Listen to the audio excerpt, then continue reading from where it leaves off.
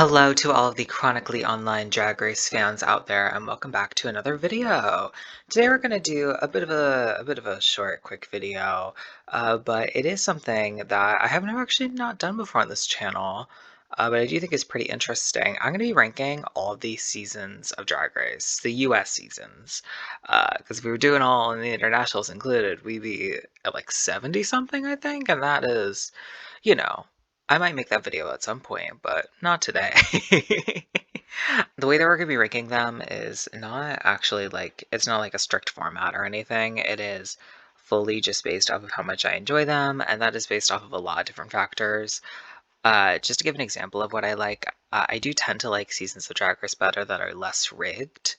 Uh, well, okay, I like a touch of rigging is okay with me, but like I don't want a heavily rigged season of Drag Race. I don't enjoy that.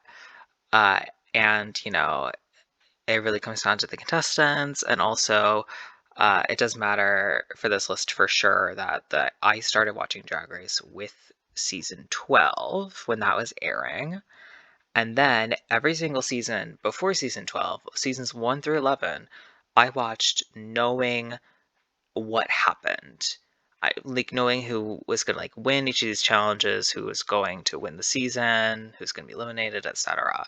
So I went through I when I watched seasons 1 through 11, I went in knowing exactly what was going to happen. And really just watching how it played out. So that is definitely going to like factor into how much I enjoy certain seasons. And I know my opinions are going to be a bit controversial, and I'm interested to see how you'll feel about it. Before we go any further, please like, comment, and subscribe if you enjoy yourself. I always greatly appreciate it. Anyways, let us get into the video. Starting with number 17, we have Drag Race Season 4. Now, this is a season that people regard as a really, really good season. And I think it is an entertaining season for sure. I think every season of Drag Race is at least good. I would still say the season of Drag Race is good, but I do have some ill will towards this season. Uh, the couple points being that I did not watch the season live, so I did not get, the feeling that people were feeling at the time regarding the winner and Jeremy's situation and their feud. And I was not experiencing that in real time, and getting to live that, and then also knowing how the winner has acted pre and post Drag Race, and everything. Definitely sours the season, going in knowing that she's gonna win. And also, I think just like in the grand scheme of things, like it's sad to say that not all of the queens from the season are that memorable. Like you have a few, but like if you are going through and being like, okay, who are some iconic queens from each season of Drag Race? I think the lowest amount that you can name from a season 4 for sure. Like it doesn't grip me as much because I'm not as invested in the characters, I guess, and in the storylines. I'm not invested in the winner storyline. I'm not really invested in anybody except for like Latrice and Chad and Dita. But like I'm legit really only invested in like 3 people, and none of them win. And I think one of them gets royally screwed over. So it's annoying. So it is going to be my last place season. And I know there's going to be people that are upset about that, but I hope you understand why. Next up, we have season 1, which again is still a very good season of Drag Race. It just suffers from the growing pains that a lot of first seasons of, shows suffer from, which is that they haven't established their format fully yet. So it is a bit rough around the edges, and also especially with season 1 of Drag Race, you got that Vaseline filter on the lens the whole goddamn time. So it is like it is a bit of a jarring watch, just like visually. Um, and because it is, it's laying the groundwork, so it's just harder to get kind of invested into because some of these decisions they're making, it's kind of like, okay, that's odd. But okay. Like some of the decisions, it's like, okay, you're making this decision because you don't have a framework to work with yet. So, but I love Nina and BB and Chanel and Tammy and Angina and Pork Chop. I was like, I'm actually probably just gonna like name pretty much everybody. So much. This season I think is super. I think I think the contestants from the season are really fucking great. And I do think it's super fun getting to see this first iteration. Okay, in 15th place we have season 2. I am going through a lot of the early seasons right now, but don't worry, we will be shifting gears in just a moment. Yeah, season 2 for me, the how much I enjoy it gets a bit marred by the winner. But I do think that season 2 has a phenomenal set of queens. I mean, truly. And it really seemed like Drag Race kind of let loose from its first season. It was kind of like, okay, now we kind of have our format of what we're doing. And they kind of just played it straight. And there's very little riggery and said, okay, now that we kind of know what's happening, let's just do it and then see what happens. And I think that was really interesting. I like that they did that. I would say it's really not very rigged of a season of Drag Race. But the reason it's still this low is because, again, like season 1, it still is working on its format a little bit. It still's working on what it's serving, what it's giving, and also there are multiple queens from the season. Even though this cast is iconic, there are multiple queens from the season who have fell out of favor with the fan base for things that they have done. All very prominent people, whether on the season or just like in the drag realm. So that does bring the season down a bit for me. So it's going to sit here at 15th. Next up, we have season 11. And season 11, I do think this cast is pretty good. I really like this cast. I think there's some iconic moments and challenges in here. I mean, just going off the top fives, like the top 5 of Evie, Brooklyn, Akira, Silky, and Fanji, I would wager is one of like is easily top 5 in US seasons, maybe top 3 in US seasons of most iconic, like top 5s, like truly iconic all around. But the issue with the season for me that brings it down is the riggery. This, I think, is one of the most rigged seasons of Drag Race of all time, period. It is, a lot of the decisions are like, okay, girl, like you can say that. I don't know if I believe that. Yeah, there are a lot of those on season 11. It is, in my opinion, and I would call season 11 a modern season, probably. Uh, I feel like, well, I don't know if I would actually call it a modern season, but like it's, in the second half of seasons. And I would say in the second half of Drag Race's life cycle, Drag Race US specifically, I think it's the most rigged out of them.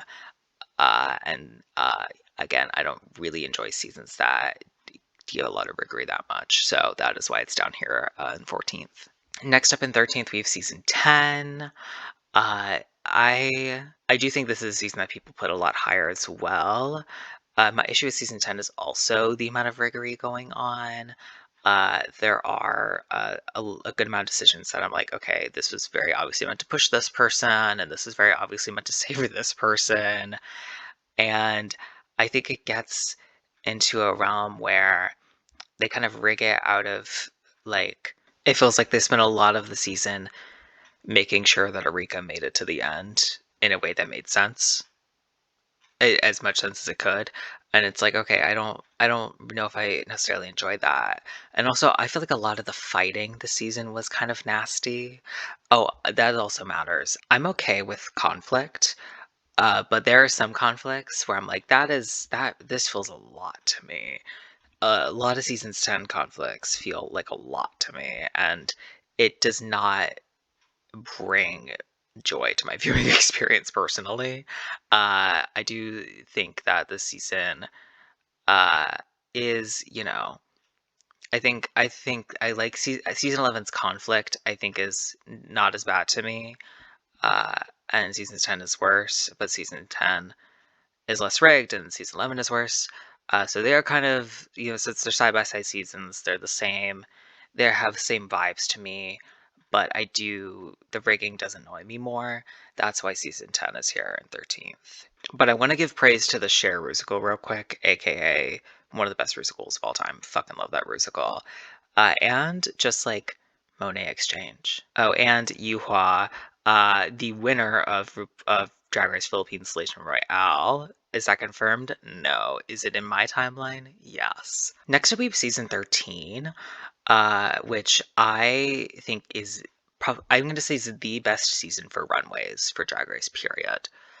It is the season for runways. If that's what matters to you, then season 13 I think should be your favorite, because the runways this season are just stacked, baby. I love them so, so, so much. I do think this season, though, again, suffers from a riggery problem. I would say the second most rigged season of Drag Race in the second half of its lifespan of the US seasons after season 11, uh, which does bring it down a bit for me.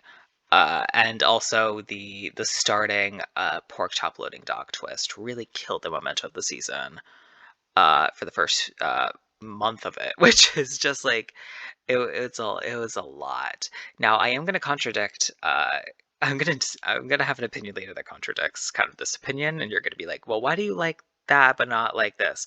And we'll get to that when we get to that. But I do think that season 13, I think it's super fun, and the runways are great. But the riggery does take it down a bit for me, and the slow start as well. Now, this I know is going to be a very controversial opinion. In 11th, I have season 15. Now, people love season 15, and I think a lot of people, season 15 is their favorite most recent Drag Race season, and I totally get it. Sasha Colby is an amazing drag queen, an amazing winner. The top 4 is stacked from top to fucking bottom. And there's a lot of good moments on this season. My issue is I felt that a good amount of my opinion is tainted by the hour-long episodes. Now, I know that we have the updated hour-and-a-half episodes now, but I still think that just straight up doing an episode of Drag Race with 16 people and 15 people and a snatch game with 14 people split into sets of 7.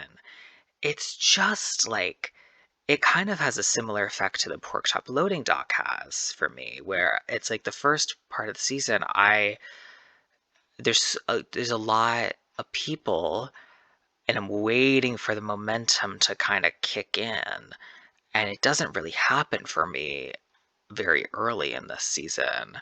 I don't really think it happens until I don't think it really happens until like the house's design challenge, which is episode 5, I'm pretty sure.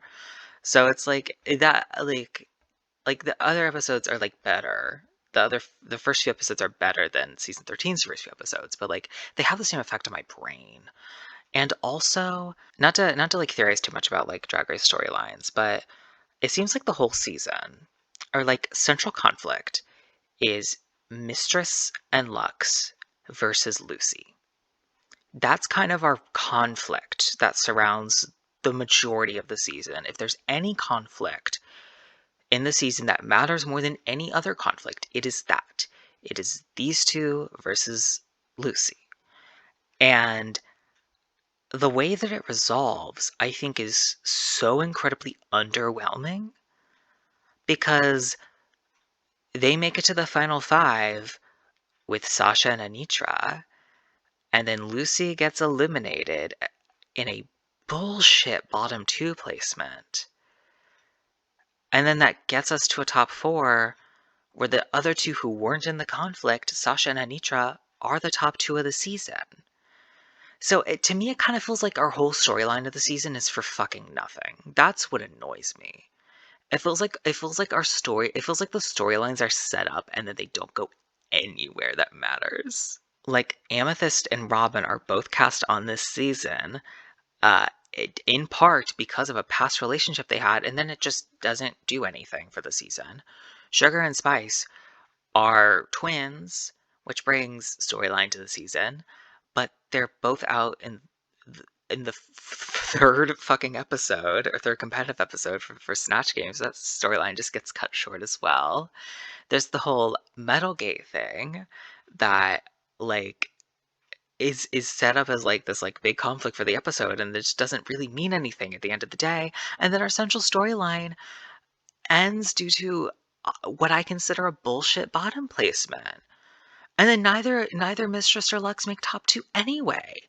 So, like, what's the fucking point? I understand why people like this season. I think this cast is phenomenal, and I think the challenges overall are pretty damn fun, but, like, the storylines infuriate me, and that's why I can't have it any higher. I know I feel like I'm talking too negative on these seasons, and I'm so sorry, but I've been holding this opinion in for a couple of years. I had to get on my chest, okay? Okay, next up we have season 7 of Drag Race, and this is a polarizing season. People either love season 7 or hate it. I have it like dead in the middle of my rankings.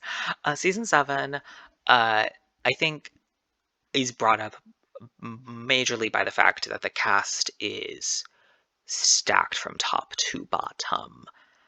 I think really almost everybody on the season is fucking iconic. Is an iconic drag queen, performer, social media, for reasons on the show, off the show, whatever. Really, everybody has like a thing that is iconic from the people on this season, and I fucking love that. The season has, I think, 3 crowns, does it not? Yeah, it has 3 crowns. It has Violet, Ginger, and Trixie. Uh, and I think the challenges, while it is so weird that they cast a season seemingly meant with a lot of design challenges to say, hi, how about we do like 4 team acting challenges? Like, I don't understand why they did that. Uh, but whatever. I do overall really like this season's kind of like plot. Uh, and the its actual follow through with its storylines. Where you got the kind of Bitterwood Lady Brigade versus the Youngins, and you have it is kind of a manufactured storyline in the grand scheme of things because like it wasn't actually that deep on the actual according to the contestants, it wasn't actually that deep. But, it is something that makes sense that we can follow. And the way that the challenges are set up is kind of out of whack. But I think the iconicness of this cast and the way that this season is presented, I really like watching this season. It's a good season to watch. Uh, that brings it up for me above a lot of the other ones that we've had already. In ninth place, we have season 16. Which again, I think people are going to be upset that I have at this spot, but hear me out. I really do enjoy this season. I think it's super fun. It does get dragged down for me due to the placements. I honestly wish there was a little bit more rigor-y on this season.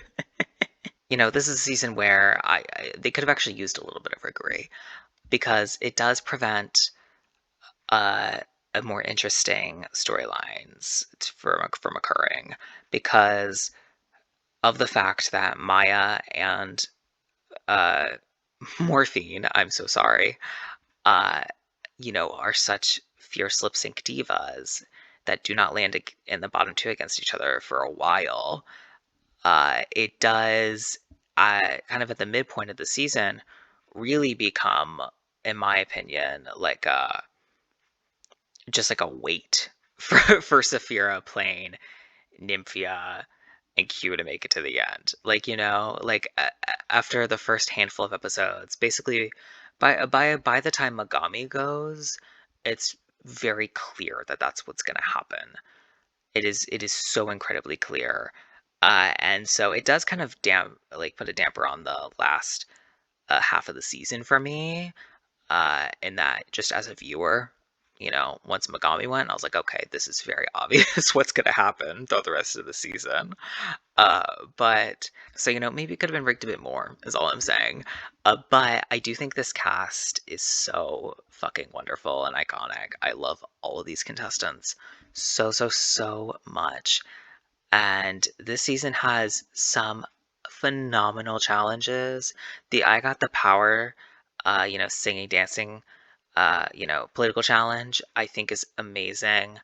I know people don't actually like it that much, but the kind of drag presentations that they did, I think like the next episode, I also love that challenge. And the girl groups this season, are you kidding me? I still regularly think about the ASMR Lover performance. And the Megami lip sync smackdown, like, fucking tear.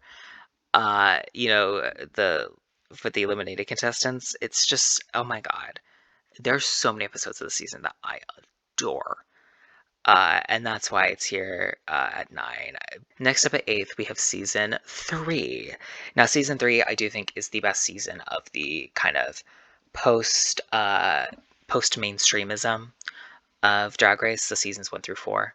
I think season 3 has a really iconic stacked cast that really just it's super fun to watch. I really enjoy watching it. It feels like they really got into a groove here, uh, b- past season 2, but like don't have the issues that season 4 has for me. They have Michelle Visage.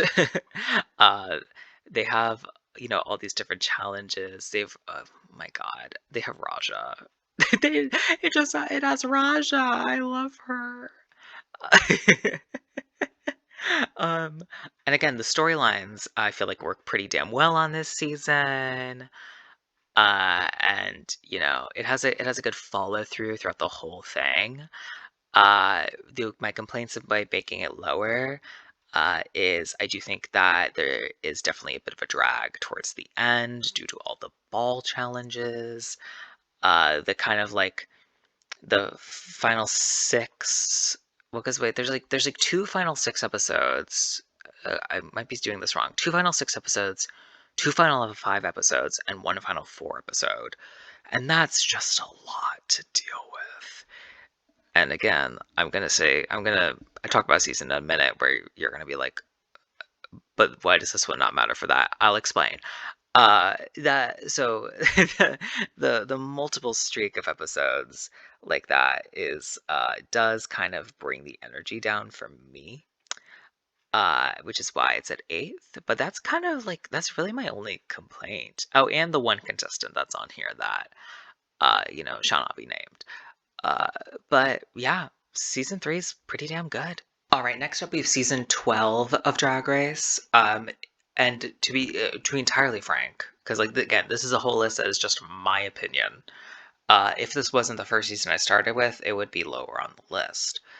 But I have a lot of nostalgia for this season. Season 12 is where I really actually got into Drag Race and was watching it live and was really getting into it.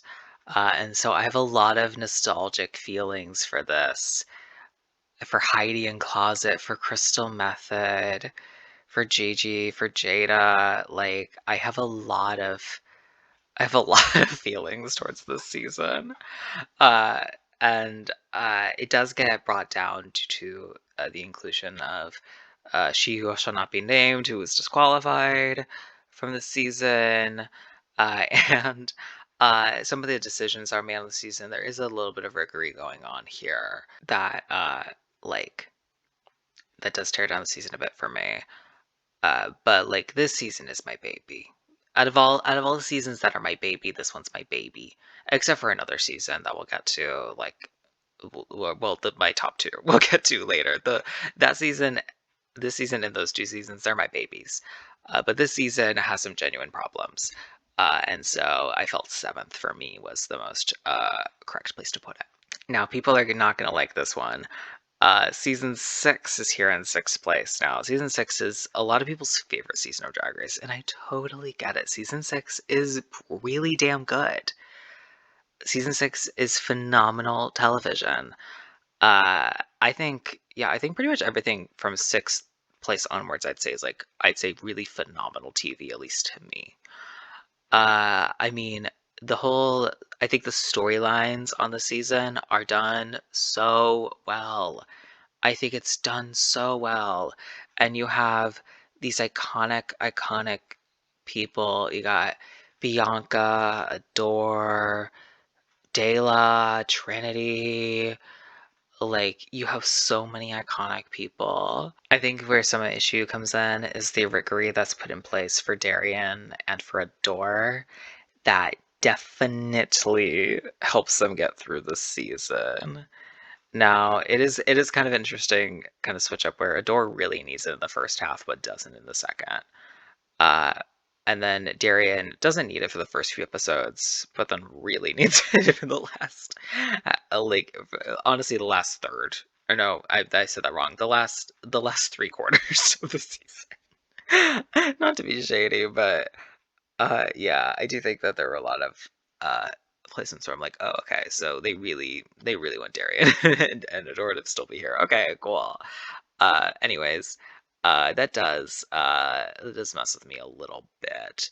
And also, like, I'm not like obsessed with Milk. I don't like Milk is a perfectly fine drag queen to me, but I do not enjoy the way that Milk is treated on this season by the judges.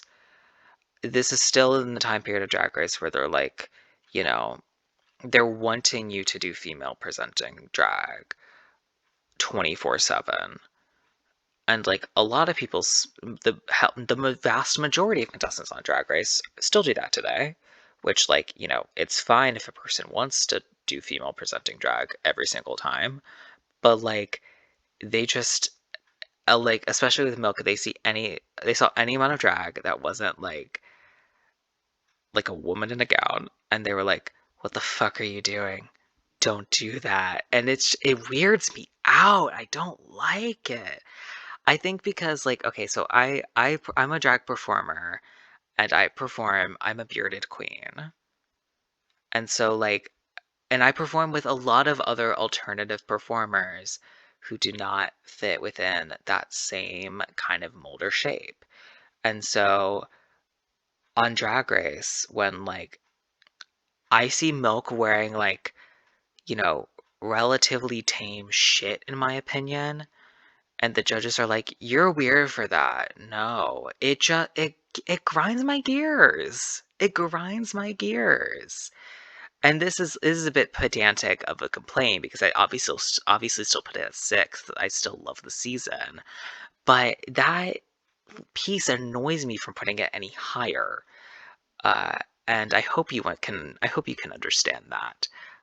But that is the way I feel. In fifth place, we have season 14. Now, I know a lot of people are not that big of a fan of season 14, and they're going to be like, okay, so you didn't like the long stretches of non-eliminations and little eliminations that we saw in these other seasons, yet you like season 14. What's up with that? My answer is I don't really know. I think my genuine answer is I think this is probably my favorite Drag Race cast of all time. Like, trying to think of the fourth, third, and second place and first place seasons, trying to think of their casts. Like, I do still feel pretty confident this is my favorite Drag Race cast of all time. Like, this is a cast where I actually just don't care if they continue to stay. I really like everybody. And this season, the riggery is like, it's there, but it's not crazy. It feels like there's a bit of rigging, like, and I feel like with the exception of Georges making it a lot further, in actuality than I would have originally assumed she would. Uh, if I were to judge the season, that is really the only major change that the riggery, I feel like, makes, is that they let Georges stay for longer. And, like, in my 2025 lens, like, hell yeah, I want Georges to stay for longer. I like Georges a lot.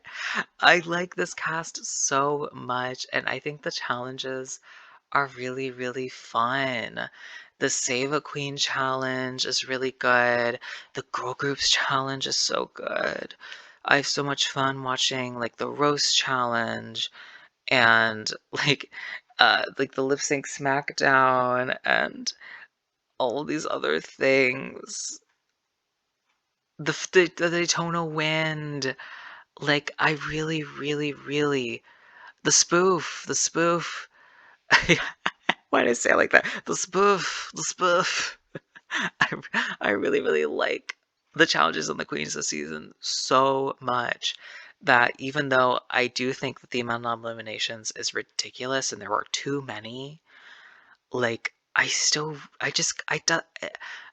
those other factors make me not care that much. And I know people are going to disagree with that, and I'm sorry, but that's how I feel. In fourth place, we have season 8. Now, season 8 is one of my comfort seasons to watch. Like, I love watching season 8 just like as a thing to have on because I think season 8 is judged so incredibly fairly. Like, if we go back and look at my rejudging video of season 8, the only person with like more than like a placement change is I think Robbie Turner. Which is, it's weird that it's specifically Robbie Turner, but like everybody else has like basically the exact same track record, just with like a placement shifted. Because I think the season is pretty fair, and I do really enjoy that. And also, Bob the Drag Queen is one of my favorite drag performers, just of all time, period. Like, at all. I love Bob so much. And I think this cast is iconic. I think the challenge is iconic. You've Bitch Perfect. You have the, Rock Challenge, Ruko Empire, the Paper Ball. Like, I think really every single challenge on this season hits. Like, truly, I think really every challenge on this season hits. And I do think that's partially because it's a smaller season of Drag Race, where I do think that, more effort can be put into less things, which makes a better product. I think that's part of it. And also, like, I don't, it's just good. I just really enjoy it. I think people sleep on season 8. I think because it's like the last logo season, and it, like, is sandwiched in between like season 9, which has, the start of the VH1 kind of era, and season 7, which has all these iconic performers coming from, and it's season 6 before that, which is one of the most beloved seasons of all time. I think it kind of gets kind of forgotten as how good it is, but I love season 8 so much. In third place, we have season 17. Is this recency bias? Well, yes. But I just cannot stress how much I love Suzanne Tooth and Anya Nerve and a lot of these other fucking divas, Corey King, Lydia. Like, I think this, because the season is the most recent, it is definitely one that's sticking out in my brain a lot. And I just like I'm thinking about it because it's the most recent season. So that's why it's probably third right now. I would assume if we were to look at this in a year, it would go down like a couple of placements. I would assume it would probably be right after 14. But it is still my favorite out of this 15, 16, and 17 trio. And I feel that very strongly. Like, I feel confident in that opinion. I don't think that's going to change in the near future. I think the challenges are iconic. I think the whole cast is iconic. Everybody gave something to this season, and I love that. I think about like Anya's performance in the Rusical a lot. I think about so many things. I think about a lot of things.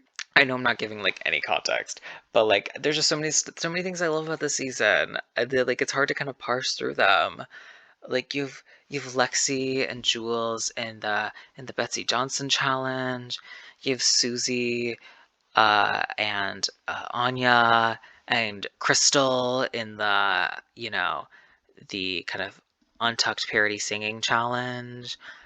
You have Joella. You have Acacia's slow dip in the fucking lip sync SmackDown. I could continue just naming moments, but there's so many moments on the season I just love. And like, I think that in terms of like impact, the season has had so much impact. And I just am obsessed with it right now. I'm obsessed with these queens. Sorry about it. Moving on to second place, we have season 9.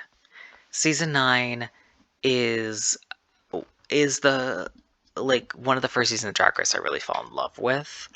It was one of the first ones I watched, and I just I adore all these contestants so much from it. There is a bit of a growing pains issue for me the first season on VH1 that kind of complicates things a little bit. But I just love this cast so dearly. I would wager to say that Peppermint and Sasha are my favorite top two of like any Drag Race season of all time. I would say including internationals, like out of a top two, hell, out of all top twos and top threes, like they're probably my favorite. Because I love Sasha and Peppermint so dearly. And uh, it just really had such a great impact on me. I feel like this season is a bit of a kumbaya season overall, and I typically enjoy the kumbaya seasons a lot more. And I feel like you can, see that based off the way that I've placed them so far. Like, season 9 is a bit of a kumbaya. Season 17, is it? I don't think it is. Season 8, it's certainly more like if we were separating them dead in the middle as like, conflict versus no conflict. I think season 8 falls on the no conflict side. I think season 14 falls on the no conflict side. Like I'm not opposed to conflict, but I love competition. Competition in a competition reality show. The competition matters more to me than the reality. That is the way it's always been with me. And I'm not saying that like in Survivor, for instance, I'm like, oh, I want to watch. I'm watching for the challenges. I'm not watching for the social strategy. No, I'm watching for the social strategy. But the social strategy is part of the competition. With Drag Race, the competition is the performances and the challenges, and the discussions outside of that are the reality. Whereas like on Survivor, if you were to equate that, for instance, the game talks and the challenges and tribal council, those are all, that's all the competition. And the kind of daily life in camp chats are the reality.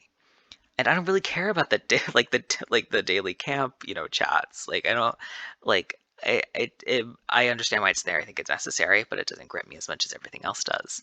So like, when I'm watching a competition reality program, I care more generally about things that matter specifically to the competition. And so having drama like that isn't isn't particularly necessary to me. I kind of would prefer the drama come from the challenges more so than just like, I don't like you because I don't like you. Like that doesn't do much for me. And I think it's fun to watch people have a good time. uh, but I don't know. I don't know what this tangent was for. I think I just thought of it when I thought about season 9 because people. That's the reason why people don't like season 9 as much as some other seasons is because it is a bit of a no conflict season, but I don't mind that. And my favorite season of US Drag Race is probably not shockingly season 5. Season 5, I think, is the best season of Drag Race ever. I hesitate to say it, but I do think I believe it. I don't know why I was hesitant to say it, but yes, I do believe that. It is the best season of Drag Race that's ever been made. And let me tell you why.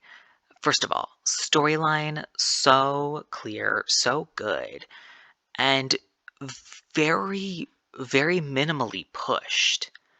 Like, this season does not have that much rigor going on with it. Like, there are very few places where I'm like, that's fucked. You know what I mean? There are very, very, very few. Uh, and so it feels like a fair competition to me that also like has a storyline that is dramatic, does have a lot of conflict, but it feels more genuine. Uh, and we have Alaska Talks versus Jinx. that is a storyline throughout, not the whole season, but throughout, this the a good chunk of the season. It kind of develops a part of the way through the season, but it's a real kind of thing that matters. And we get to a final four with those four, and our underdog hero Jinx is the one that genuinely comes out on top. And I think the fact that that is what happens, and it just happened in real life, is so perfect for like a narrative. It's so wonderful. And then obviously there's Alyssa and Coco cast with each other who have this conflict, who, go into the season really disliking each other. And then throughout the season are like, they aren't best buds, but they certainly grow fonder of each other and like are like, okay, this is actually, I don't actually hate this girl that much. But even, at the end of the day, when they eventually fall in the bottom two together, their conflict is still going and they both fight like hell. And it's so wonderful. I think the challenges are amazing. The Untucked lip sync challenge is, I still think, one of the best challenges of Drag Race of all time. I want them to do it again so bad. I know they did the Untucked kind of songs challenge on season 17, but I don't give a fuck. Give me the Untucked lip sync challenge, please. I love it so much. And then the perfume challenge is amazing. The Can I get an amen? This season's Snatch Game. Like, I don't have the words. And obviously seeing this season after, other seasons and going in and having context of who all these people are and seeing it play out for the first time, I think is just, oh my god. I have the time of my life watching this season of Drag Race. It also very much helps that Jinx is probably my favorite drag queen of all time. That is a position that is won or lost by the day, but Jinx Monsoon will forever be a top 5, probably forever a top 3 in that regard. I cannot say how much I love the season. I don't have enough words. I actually don't have the words. That's how much I enjoy it. But yeah, the season is amazing. And that is my favorite. Well, that is going to be it for this video. I apologize if I was a bit too negative on some of the lower ones on the list. I felt like I had to say the negatives to differentiate the lower ones and say the positives to differentiate the higher ones. I do feel like I was still a bit too negative though, so I'm sorry if that kind of, sours the first part of the video for you. But thank you all so much for watching. Please like, comment, and subscribe if you enjoyed yourself. Leave your thoughts, feelings, and opinions down below. As always, I will leave my other social media handles linked down below if you want to go follow me on there. And again, thank you all so much for watching, and as always, take care. Bye-bye.